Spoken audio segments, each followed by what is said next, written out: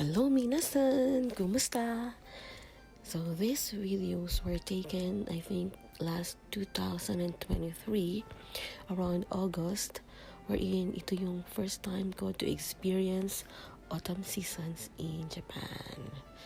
So konting kwento lang, ito ay sa Mount Takao, and sa tuktok niyan makikita natin ang orange and red leaves, autumn leaves, na talaga namang excited akong maranasan at makita. So medyo nakakatakot lang sumakay dyan sa cable car na yan kasi wala talaga kaming suot na seatbelt, and hahawa ka lang sa sides, parang railing sa side ng upuan, dun ka lang hahawak hanggang makarating ka sa tuktok. But then, masayang-masaya naman ang experience. And ito naman, ito yung labas.